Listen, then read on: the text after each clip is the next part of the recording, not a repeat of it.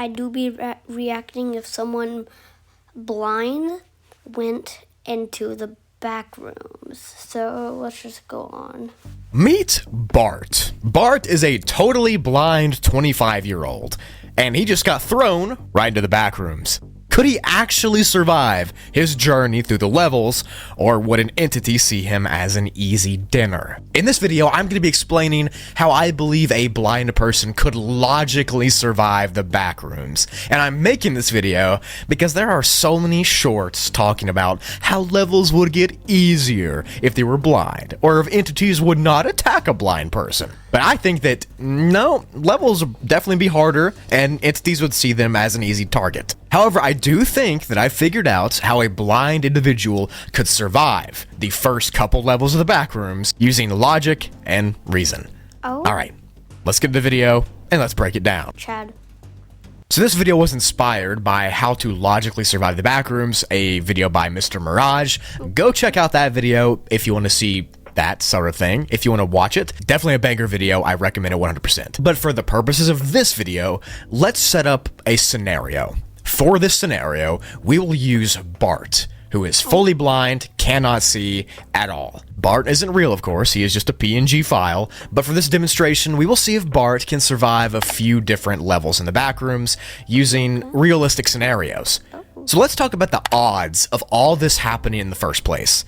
It is estimated that 15% of the world falls into the fully blind category, according to healthline.com. Means that the odds of a blind person falling into the backrooms is 1 out of 8 people. Now, I say all of this to show you how rare it is that this would actually happen. It's not like blind individuals would have the same chance of being sent to the backrooms as a regular person with regular vision would.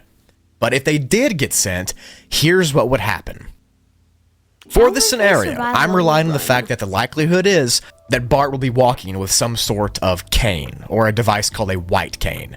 This is essentially the stick that people use to sort out their environments in front of them and check for obstacles in their path, and that way they can safely walk. This will be extremely useful as Bart gets into the backrooms and tries to survive. So, with all that information out of the way, let's set the scene. Okay. Bart fell into backrooms level 0 with nothing but the clothes on his back and the white cane he was holding when he no-clipped.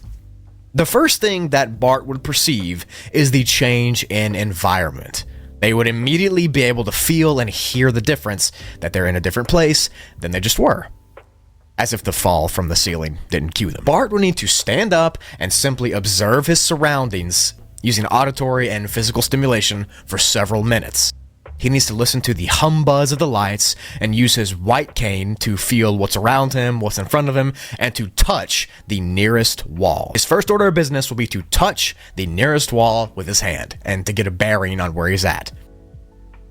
According to Washington.edu, blind people cannot physically hear better. It's not like they have supersonic hearing or ears, but they can more accurately guess and use sound waves to determine location and origination of the sound, so they can pinpoint things more accurately. Essentially, if Bart and a regular person heard a sound from somewhere, Bart would probably be able to pinpoint where it came from more accurately.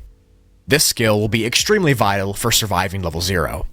Now, there is no food and no water in level 0, so Bart will need to get to level 1 in order to survive the rest of his journey and to get access to supplies. Which means, of course, he will have to learn how to no-clip. This is the first tricky part of Bart's journey because no-clipping involves glitching through a wall or having your atoms and particles perfectly align with that wall so you can slide through it. Normally this is done by running and jumping into an already glitching wall, but since Bart can't see, he couldn't see which one's glitching. Instead, Bart would need to use his white cane to start smacking the walls that he is near. He would need to keep his other hand on a wall and keep walking slowly forward, keeping that hand there to keep his position. His other hand, with the white cane, would need to smack the wall in front of him as far as it goes, banging up and down, side to side, until he gets to a certain wall where he can no-clip through. He would need to do this until he feels the cane go directly through that wall. It would kind of feel like you just stabbed Jello or something. You could feel that it went right through. This process would take a second, so Bart would have to be very patient and keep following the other wall with his hand and hitting right in front of him. But once the cane goes through the wall, he'll know that it's time to no-clip, and wherever that cane just went, he will run and jump through it, trusting that his cane isn't lying to him. If he successfully does this, he will be on level 1 of the backrooms, and from here, I believe Bart's life would definitely get easier. And I say this because level 1 is a parking garage with water puddles inside of it, which means that sound will echo and carry here pretty well. Bart would be able to yell for help and use his cane to poke around and find other people, because as we know, level 1 is a pretty big hub for wanderers that gather and stay here. There's definitely a few colonies they could stay with. There are also supplies here in random locations that Bart would be able to find and eat and drink, but his main goal should be to find a group of people to chill with and to explore with and stay with if he wanted to. He will do this by waving his cane around and following specific walls with his hand until he finds people or until people find him. If he does find a group of people that he can befriend and, stay there with, he will probably be able to survive, because those people will be his eyes and will be able to help him get food and stuff like that. If this happens, I do think that Bart will be able to survive the backrooms. I think it's possible. His hardest thing would be getting out of level 0 and getting to level 1 and finding people to live with. And that was the best case scenario. If he doesn't find a group, however, he would have to feel around until he finds a supply crate. And what if Bart wanted to explore other backrooms levels for some reason, like level run or the pool rooms or something? He definitely would not survive those levels if he got sent there. The entities in level Run for Your Life would get him, and the obstacles in the other levels would hinder him as well. The grim likelihood is a blind person could not survive an expansive journey through all the backrooms by themselves. Now, if they had friends to go with, then yes, they could, I think. I think somebody could help them along. But alone, in a place like the backrooms, no. There's definitely no way they could survive. The Backrooms has never played favorites before, and it is not easier just because you can't see. In fact, it'll make it harder on yourself. It's a harsh and unforgiving environment, I know, but I do think Bart could survive level 0 and level 1 if he finds a group of people in level 1. Wait a minute. He'll probably be fine if he does so. If he doesn't, he wouldn't be. It's that simple. There's none of this. The Backrooms will be easier. It would be much, much, much harder for Bart. Alright, that's it for the video. Live a fat like for Bart for surviving levels 0 and 1. He deserves it, and I want to thank you all for watching till the end of the video.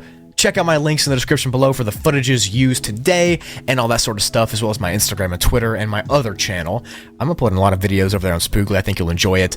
With all that said, I will see you in the next video on any of my channels, and I hope you tell somebody you love them. Life's too short not to. With all that said, goodbye.